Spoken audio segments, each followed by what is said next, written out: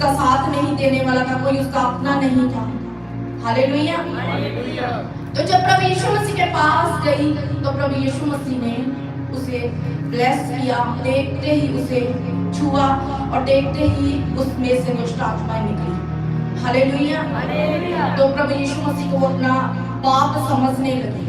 उसने कहा ये मेरा क्या है, ये मेरा पाप है। वो पिता मानने लगी प्रभु यीशु मसीह को अपना, क्योंकि आज तक उसने किसी को अपना पिता नहीं माना था, उसका पिता नहीं था। और जब प्रभु यीशु मसीह उससे मिलने के लिए आए, उसको बुलाया, उसको ब्लेस किया, देखते दुष्ट आत्मा गई और उसने कहा ये मेरा क्या है, पिता। और अगर वो पिता समझती थी तो जरा सोचो कि वो कितना प्यार करती थी। वो बहुत ज्यादा प्यार करती थी।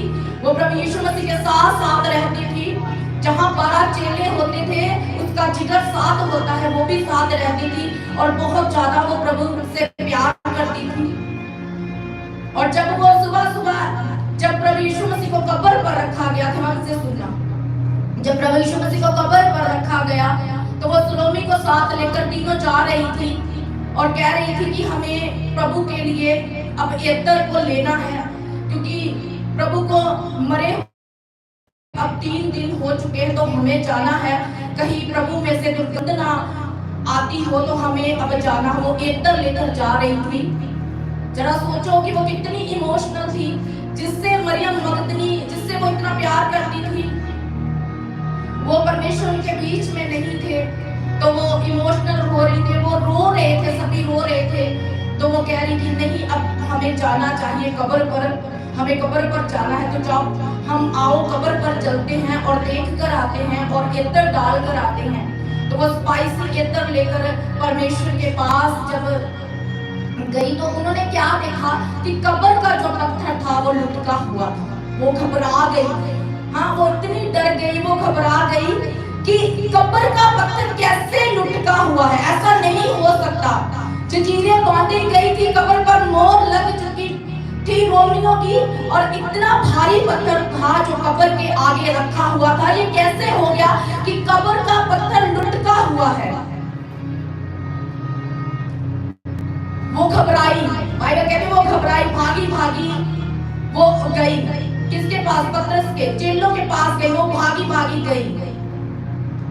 जब सफेद रंग के दूत ने दर्शन दिया, सफेद रंग का दूत था जिसने दर्शन दिया कि तुम क्यों घबराती हो, हे नारी, तुम क्यों घबराती हो?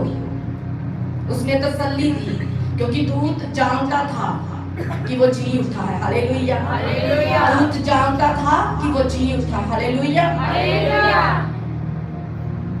तो जब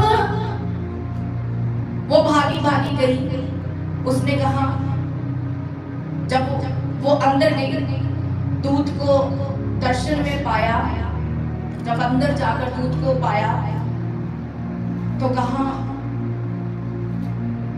प्रभु कहाँ है? प्रभु कहाँ है? हमारा प्रभु कहाँ है? हमारे प्रभु का शव कहाँ पर है?